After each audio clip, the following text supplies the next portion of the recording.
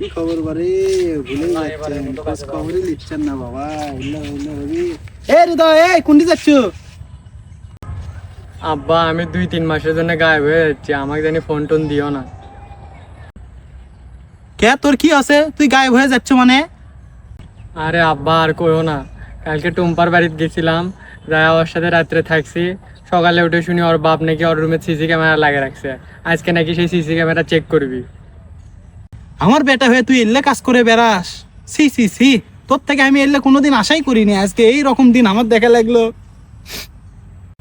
আরে আব্বা রাখো তোমার এই দিন, মেয়ের রুমে কেউ কোনোদিন সিসি ক্যামেরা লাগিয়ে রাখে?